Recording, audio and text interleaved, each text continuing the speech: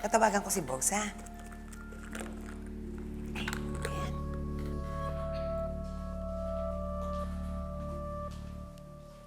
O Jerry, sa akin mo na lahat ng pwede ibenta.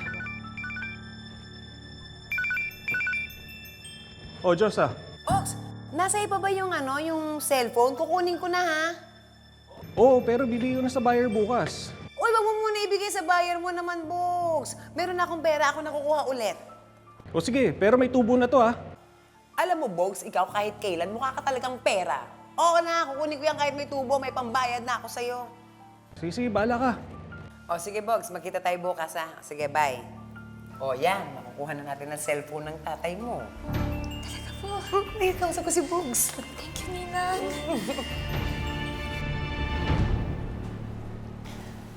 Ma'am Lynette, nailipat na po namin si Doc Carlos sa private room. Okay na po lahat. Ay, naku, maraming salamat, ah. Sige po. Sige, salamat sa inyo. Oh! Napasyal yata tayo. Ginagawa mo dito? Dinalhan ko lang kayo ng breakfast. Balita ko, magdamag mo binantayan si Carlos. Kasali ako. RJ, pwede ba kung hindi si Annalyn yung pakay mo, huwag ka na pumunta dito, ha? Kasi sigurado ako kapag nalaman na naman to ni Moira, susugod na naman yun dito, aawain na naman niya ako. Oo nga. Concerned lang naman ako sa nanay ng anak ko. RJ, hindi mo kailangang maging concerned sa akin.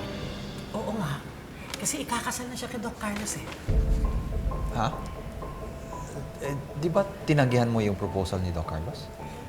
Yung una yon. Pero alam mo, nung nabalik si Doc Carlos, pumayag na rin si Lynette. Sabihin mo sa kanya, Lynette. Sabihin mo. Oo, pumayag na ako magpakasal kay Carlos. Kaya RJ, uulitin ko, kung hindi si Annalyn ang pakay mo, huwag ka na pumunta dito. Ayoko na talaga ng gulo. Kaya kung ako sa'yo, ang intindihin mo na lang yung asawa mo.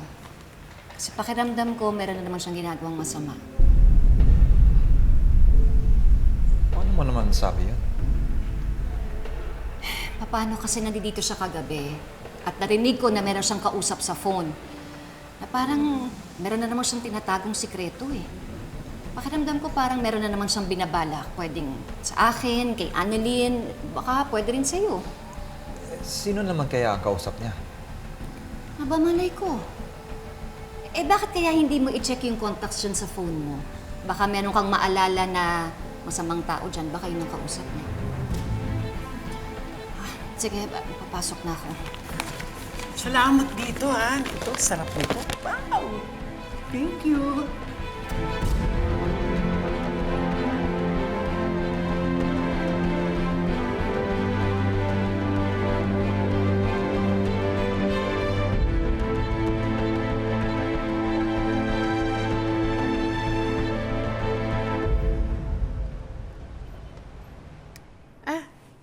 Titignan ko na lang dito sa phone ko.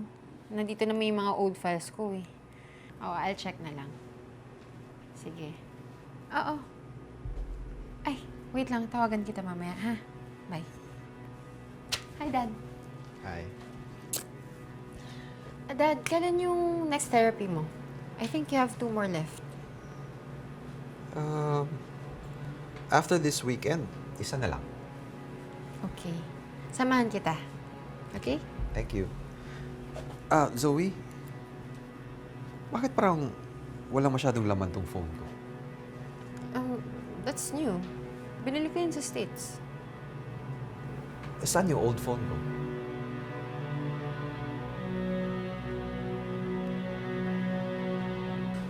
Na kay Annalyn. Dad, bakit mo hinahanap yung lumang phone mo? Well, just like you.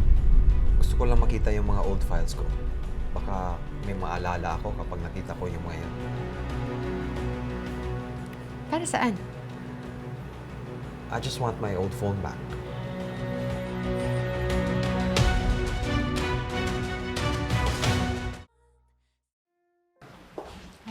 Kayo na lang ang pumunta. Maiwan na lang ako dito. Ang init sa labas. Ay! Tay, Annalyn. Ano pong ginagawa niyo po dito? Hi, Doc RJ! Long time no see po! Nawala nga pala yung memorya niya, no? Okay. Ako po si Josa. Kapatid po ako ni Lynette. Kapatid ka ni Lynette? Parang hindi ako naniniwala. Tatay, siya po si Ninang Diyosa po. Best friend po siya ni Nanay. Kilala niyo rin po siya dati. Hello, Josa. Pasensya na. Tay, ano pong ginagawa niyo po dito? May tatanong sana ako sa'yo, Annalyn. Nasa iyo ba yung lumang phone ko?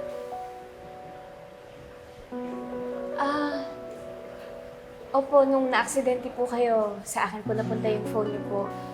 Kaso, nasa repair shop po ngayon eh. Actually po, pupuntahan po namin ni Ninang ngayon. Kukunin po namin yung phone po ninyo. Talaga? Pwede ba ako sumama sa inyo? Ano naman po? Tara po. Sige, tara. Maiwan na lang ko rito. Ano ka? Mag-ingat kayo. Sige. Dok, nalaman ko po na kayo ang nagsabi tungkol sa presence ng gunman sa venue. Opo, sir.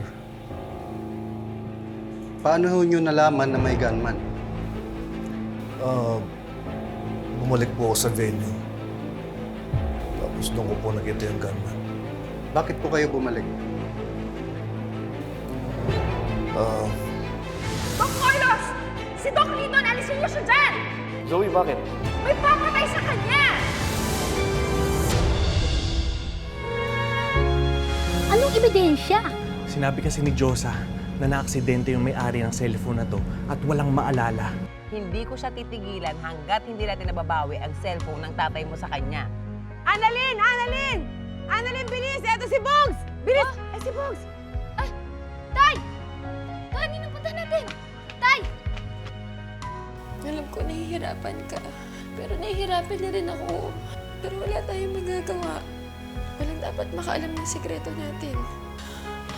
Zoe, tell me. Si Moira ba? Siya ba ang nag-utos para patayin si Lindon? Moira Tanyag?